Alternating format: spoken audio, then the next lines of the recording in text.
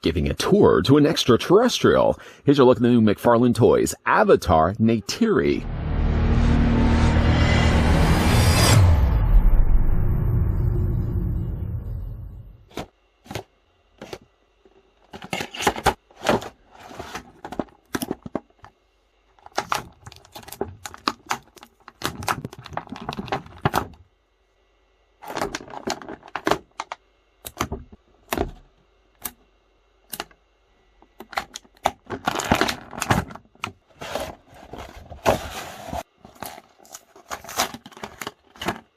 Neytiri is a fierce warrior, incredible tracker, and next in line to be the clan's Sahik, or spiritual leader. Willful and decisive in conflict, she trusts her own instincts and abilities, speaks her mind, and leads with her heart. She meets Jake Sully's avatar in the Pandoran rainforest, helping him when he's attacked by a pack of viper wolves. As I see we are currently being surrounded by viper wolves, I better make this review rather quick. Not too quick. Of course, before we get a closer look, though, at Neytiri, I'd like to thank the folks over at McFarlane Toys. They did provide the sample that we're about to have a look at. Oh, one's smelling my arm. One's smelling my arm right now. Grabbing the tape measure, though, let's just extend that out. Clickety-click, barba trick. Take that right up to the top of Neytiri's head. The figure stands about 6.5 inches in height, or she's about 17 centimeters tall. This now marks the second time back to Pandora, as we've already had a look at a figure before. Moving over to Neytiri. Now, Neytiri does have some problems standing. We're going to talk more about that in a moment. But, though, to compare her along with Jake Sully that we've already had a look at, as you can see, Jake Sully, though, there we go. Jake Sully is going to be a little bit naturally taller than her, and his build is going to be a little bit bigger as well. If you did already watch my review of Jake Sully, thank you for that, by the way, you may recognize then right away all the accessories that come included with Neytiri are not that far different than the ones we got included with Sully. Neytiri, for example, comes included with the same display stand, which is to be expected. All of the figures this size will all come included with this type of display stand with the DC logo, the Avatar logo done differently, printed down below here in white, and one singular peg at the top corner that can attach to either one of her feet. I would recommend using these. Jake didn't have so much the issue, but Neytiri, you're going to notice in a moment, has some difficult time with her feet.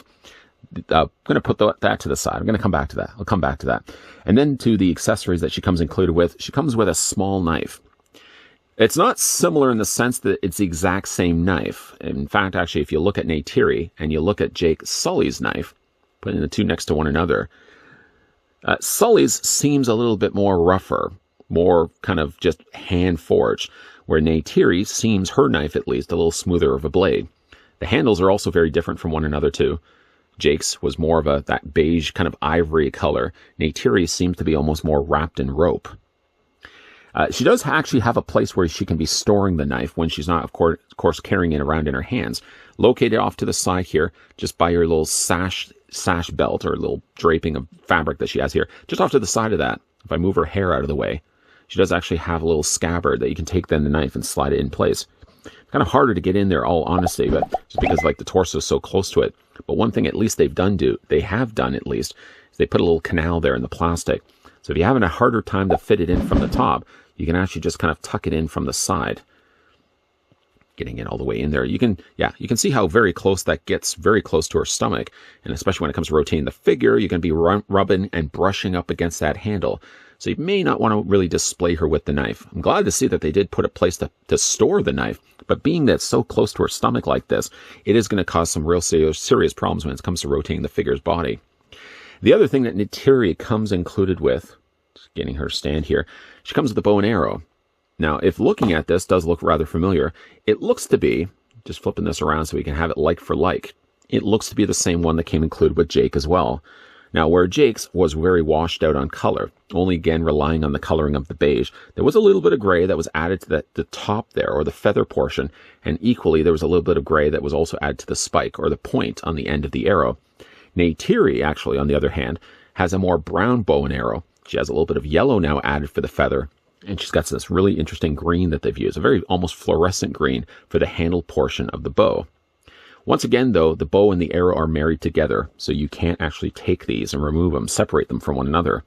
You can take the bow, though, and in the hands that she has right now, you can slide the bow and arrow into Neytiri's hands, and she can hold it like that. And then technically as well, you can also take then the knife. You can also hold it in this hand as well.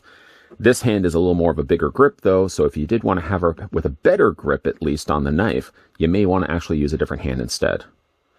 Hoping she's not going to fall over. Other hands though she comes with a slightly more smaller hold hand. And this actually was a little bit better suited for holding the knife. Jake's has a very similar hand. Well, I'll show you guys that in a second. But yeah, this hand is really good for holding the knife. Taking that out. It's a little stuck at least. Just wanted to show you that Jake's was actually a little bit similar of a hand, but a little bit bigger. What's interesting, though, is that she also comes included with the bow drawing back hand, or the one that looks like it would be holding an arrow, just to bring back in Jake. Jake already took the time of actually adding that hand, and it looks very, very similar, but again, slightly smaller. In both the cases, I still feel like these figures would have come included with either a drawn back bow, maybe it was something that they were unable to do when they were actually manufacturing it, or the figures should have come included with arrows, that this could have then gripped around the arrow. I feel it's actually more rather than pulling the bow back. I feel like this would be pulling back the string. So maybe, again, the plan was at one point to actually have strings attaching to these bows. Either way, though, let's move those accessories out of the way. Getting a closer look now at Neytiri. It's a really pretty looking head sculpt. One thing I certainly was already impressed by looking at Jake Sully, we're going to bring him right now, is the quality of not only the molding, but the expert level of paint that they applied to these pieces. Now with Neytiri, you get a better chance to see a lot of additional colors that maybe didn't make a presence known here on Jake. Jake, for his face at least, kind of keeps to more that lighter blue with the darker accents of the blue on the side. I did also mention when we had a look at Jake that it looks like they've actually printed the stripes onto their bodies and not necessarily painted them. And it seems to also be the case here with Neytiri. It looks like they've actually printed it on rather than painting it. But you can see like the way her stripes are a little bit varied from the one we actually got on Sully's body. But the head sculpts are gorgeous on both of these. I think of the two we've looked at only so far, I think my favorite head sculpt is Neytiri. I'm just going to move her aside. I keep wanting to call her Neytiria, but I know her name is Neytiri. Again, getting a closer look at her face. Short of maybe it looks like her eyes are almost looking up all the time. I think the eyes are really handled well. They're brightly done here in yellow and outlined nice in black. There is a little faint indication there of a darker coloring of blue that they've added in there as well. There's a little bit darker coloring of blue that they've added to the end of her nose. Equally, that same level of blue or almost an off purple done to the lips with lighter pink added to the ears as well. Now with Neytiri, to flip her around, she still has that long tail or that long end of her hair that sticks out. She has, though, a shorter hairstyle just behind that, though. And again, it's nicely sculpted. This, because it's a little bit closer, makes things a little harder when it comes to rotating her head, but not to the point where you can't do it. She has some nice coloring added there for her necklace in the green. She has some nice feather work done here for the front of her torso. Cameron was really smart with the way they designed these characters, that it conceals a lot of the features on the character's body in the movie. And the toy also does that as well. Yeah, see all these nice little feathers that they've sculpted in a softer plastic and painted nicely in a yellow. Again, there's not really much clothing here on these characters. You got a little band here on the side of her arm. You've got a guard here that looks like she has there on her forearm. That looks like it's got that same sort of meshing or rope texturing that Sully had on his. Again, you've got the little loincloth here on the front, keeping things decent. And again, you got coloring does wrap around to the back of the body, where it does also wrap around the tail, as there's a hole, as you can see in the middle, where the tail plugs into place. Even though it's still the softer plastic like Jake's had, and even though it's plugged in the exact same way as Jake's, this tail actually stays a lot better in Neytiri's body than actually with Jake's. With Jake, it actually fell off a little bit more often. Again, the nice sculpting on the face, the features on the body. Overall, it's all really good, except for the feet. The feet is one thing. Well, we're going to look at one of the individual feet for the time being. The thing about the feet is you can see right there, there's a little lip of plastic. Because they've actually pegged straight through, you can see where that pin goes all the way through. Yes, you can see that there's a big black dot there, which is a little bit of an eyesore, but I'd much rather have that than have no toe articulation. The thing about it, though, is that there's a little lip of plastic that's caused as a resulting of putting two pieces together, that it's never completely flat. Never. And even if you have the foot just slightly arched like this, it even makes this bulge a little bit more in the bottom. All of that contributes to a figure that, resulting in that, all has more of a difficult time to stand, even if you get her feet with the toes completely flat the way they are.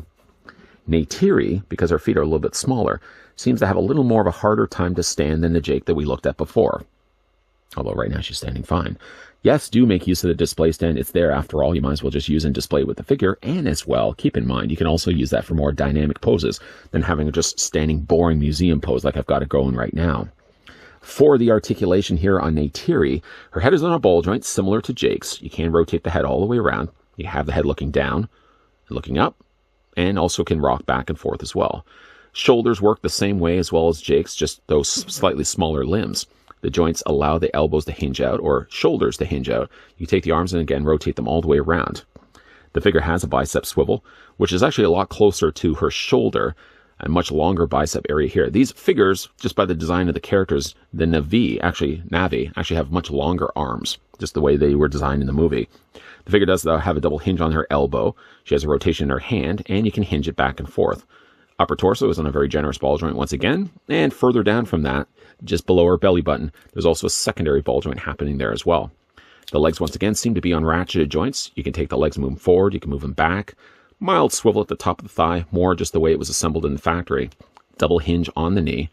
Articulation in the ankle, back and forth. A little loose on this ankle. This one actually isn't so bad. And then once again, there's toe articulation as well. The toe articulation, just by, again, having that little lip of plastic, does cause a little more of a problem getting her to stand, but you really got to get those feet as flat as you can get them. Or again, just use the display stand. It's there after all. Now, McFarlane's team actually does or have produced a couple of different variations of Jake, Sully, and Neytiri, some of which we will be looking at in upcoming reviews. Once again, here's what she looks like with Jake. Gorgeous looking figures, though. Between, again, the way they've sculpted these figures, the plastic's really good on these as well. The way they've painted them and just the finer features, especially in Neytiri's face. Absolutely gorgeous looking figures to be putting on display. Not everybody's thing. Not everybody's thing. If you're not a big fan of Avatar anyways, then even reviews like this aren't going to sell you on the idea of picking up the new line from McFarlane. But if you were a fan of the original movie, if you're super excited like I am to see the new sequel, then these are great figures to be picking up and putting on the shelf. Now, McFarlane Toys is really backing the Avatar franchise, not only releasing the 7-inch scale figures we've looked at so far with both Jake Sully and Neytiri, but they're also releasing a line of vehicles and smaller scale figures as well, all of which come included with their own designated accessories, most of which we will be looking at in upcoming reviews, but I don't want to get too ahead of ourselves here. Wrapping up things in final looks here with Neytiri. Of the two figures that we've looked at so far, with many more to come, Neytiri is definitely my favorite by far. The pretty expression on her face, the pretty face, in fact, that they painted on her, the finer features, even like the eyes. Paint that like that would be very hard to pull off without leaving behind, like, bleeding or a little bit of splotching of paint, and yet the paint has been handled so well on the face. The rest of the body, at least, I still can't tell whether they've actually printed on the stripes or they've painted it. By the way it looks, it's been stained to the plastic, makes me believe that they've actually printed it onto the plastic and then painted the parts afterwards. Either way, though, of the two, my favorite is still Neytiri. Now, there is also another version of Neytiri, which we will also be looking at in an upcoming review. And of course, when we do that, we'll bring back then this Neytiri so you can see the difference between the two figures.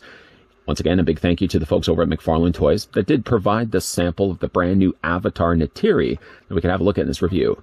What do you guys think of the figure? Let me know down below in the comments section.